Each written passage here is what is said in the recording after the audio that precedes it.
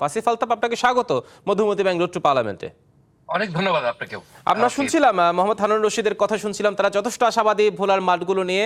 তারা বেশ তাদের মতো করে পরিকল্পনা সাজিয়েছেন, করছেন, মানুষের কাছে যাচ্ছেন, বেশ সাড়া পাচ্ছেন বলছে।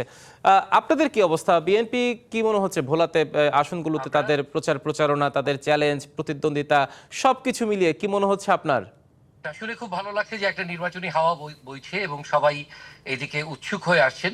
আর আমরা শুরু থেকেই এই নির্বাচন তো অনেক পরের ব্যাপার, আমরা শুরু থেকেই গত 16 বছর আমরা যেভাবে স্ট্রাগল করে আসছি, যেভাবে আন্দোলনের মধ্যে ছিলাম, এবং সমস্ত আন্দোলনের কেন্দ্রবিন্দুই এই আমাদের এই ভোলা জেলা বিএনপি অফিসটি।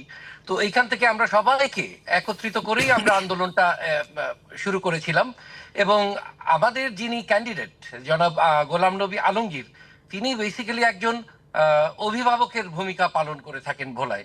তার অবস্থান কি, ফিল্ডে অবস্থান কি, বা রাষ্ট্রে অবস্থান কি, বা দলের মধ্যে অবস্থান কি, মানুষের মধ্যে অবস্থান কি, সেটি আমার মনে হয় এখন আর কারো অজানা নয়। এটা তারা সবাই সবাই তার প্রতি আমি মনে করি যে একটা ভ্রাতৃত্বপূর্ণ আচরণে তারা বিশ্বাসী, এবং আমার ক্যান্ডিডেট অবশ্যই বিপুল ভোটে জয়ী হবেন, এটাই আমাদের কামনা, আমাদের আমাদের বিশ্বাস। আমরা দেখে আসছি এমনটাই আর কি। নিশ্চয়ই। আমরা আমরা যার কাছে যে তারা বলে যে আপনাদের কাছে প্রশ্ন করলে বলেন আপনার বিশ্বাস, জামায়াত থাকলে বলে জামায়াত আত্মবিশ্বাস।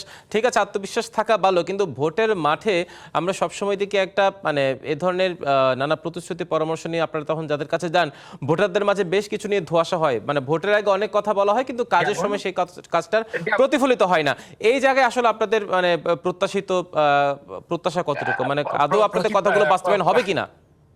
প্রতিফলিত করবার প্রথম কথা হচ্ছে আমরা সুযোগ পাইনি। গত 17 বছর তো ইলেকশনই হয়নি। যাই হয়েছে সেটুকু আন্দোলনের মধ্যে আমরা ছিলাম। জনগণের প্রত্যাশা বলেন, আন্দোলনের মুখপাত্র বলেন, প্রথম শহীদ আলম রহিম এই বিএনপিরই দুজন আমাদের শহীদ হয়েছিলেন বিএনপি চত্বর থেকে। সেইটা কথা না। এখন আমাদের যেই সব এজেন্ডা, আমরা এখনো যদি ভোলা বরিশাল ব্রিজের কথাই বলি, সেটাও শুরু করেছে আমাদের এই গোলাম নবী আলমগীর। প্রথম থেকেই আন্দোলনের মুখপাত্র তিনি একাই। তার এখান থেকে এই আন্দোলনের শুরু যে আমাদের একটা ব্রিজ চাই। আমরা সমস্ত দলকে চাই একত্রিতভাবে সুন্দর আবহাওয়ায়, একটা গণতান্ত্রিক আবহাওয়ার সুবাতাস, একটা অসাম্প্রদায়িক আবহাওয়ার সুবাতাস এই ভোলা জেলায় বয়ে যাক। এটা আমাদের অনেক দিনের কামনা। আমরা চাই না যে এটা একটা কুক্ষিগত হোক, কোনো সাম্প্রদায়িকতা দ্বারা, কোনো চরমপন্থী দ্বারা বলেন, যাই বলেন, আমরা চাচ্ছি না। আমরা চাই সমস্ত ধর্ম বর্ণ মানুষ, পেশাজীবী সবাই একত্রিত হয়ে এই ইলেকশনে অংশগ্রহণ করুক, এবং সেই ক্ষেত্রে তাদের যাদের ইচ্ছা তারা তাদেরকে জয়ী বানাক। সেইখানে তো আমরা কোনো আশা করতেই পারি যে আমরাও জয়ী হব। তো এটা হচ্ছে সাধারণ আমাদের চাওয়া আর কি। আমি আপনার কথার সূত্র ধরে বলতে চাই, সমস্ত আন্দোলনের শুরুটাই ছিল এই 17 বছর বিএনপি। তো তারা মানুষের আশা পূরণ করতে পারবে না না পারবে, সেটা তাদের এই 17 বছরের সদিচ্ছা দেখলেই মানুষ কিছুটা ধারণা করতে পারবে যে তাদের ইচ্ছেটা কি। অর্থাৎ 17 বছর ধরে আপনারা অপেক্ষা ছিলেন, এখন সুযোগ পেলে হয়তো সেই সুযোগের ব্যবহারটা আপনারা করতে পারবেন, জনগণের প্রত্যাশা হয়তো সেখানে পূরণ হবে।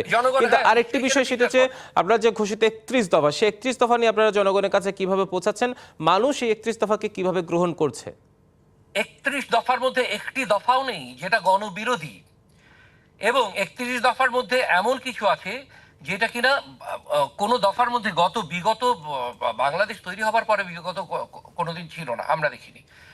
এবং সেগুলো তো এক্সপ্লেন করার সময় এখন নেই। সেইখানে আর্ট অ্যান্ড কালচার থেকে শুরু করে, সেখানে পেশাজীবী মানুষের পেশা থেকে শুরু করে, মানুষের স্বাধীনতা, নারী স্বাধীনতার থেকে শুরু করে কোনো পয়েন্ট এই 31 দফার মধ্যে বাদ যায়নি।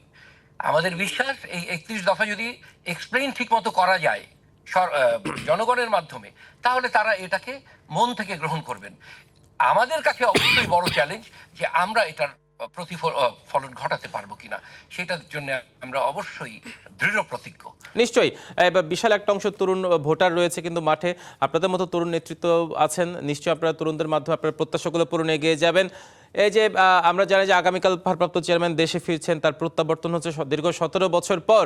তার প্রত্যাবর্তন পরবর্তী সময়ে আপনাদের রাজনীতিতে কি গুণগত পরিবর্তন আসবে বলে মনে করছেন আপনি? অনেক সমস্যার সমাধান আমরা আশা করছি তার প্রত্যাবর্তনের পরে, যেগুলো কিনা সরাসরি আমরা তিনি নিজে সলভ করে থাকবেন, এবং যেই সব প্রবলেম আমরা ইদানিং ফেস করছি সেই সব প্রবলেমে তিনি পদার্পণের পরপরই অটোমেটিক্যালি ঠিক হয়ে যাবেন বলে আমরা মনে করছি। যে একজন এইরকম এই মাপের একজন আমাদের কাণ্ডারি, আমাদের বিএনপির কাণ্ডারি, আমরা যাকে দেশনায়ক বলি, তিনি যদি আমাদের মাঝখানে আসেন, আমাদের মনোবল বলেন, আমাদের সাপোর্টারদের মনোবল বলেন, এবং এখানকার অব্যবস্থাপনা যতটুকুই ছিল বলেন, এগুলো সমস্ত কিছু আমার মনে হয় যে অনেকটা শুধরে যাবে। এবং সবশেষ একটা প্রশ্ন আপনার কাছে রাখতে চাই, যেটা আমরা বরাবরই রাখি, সেটা হচ্ছে দীর্ঘ সময়ের জোট সঙ্গে জামায়াত কিন্তু এবার আপনাদের প্রতিদ্বন্দ্বী। আওয়ামী লীগ ভোটের মাঠে নেই, জাতীয় পার্টিও দ্বিধান্বিত, তাদেরও তো একটা ভোটের অংশ নিশ্চয়ই রয়ে গেছে। সেই ভোটগুলোর কোনো পরিকল্পনা আপনাদের আছে কিনা?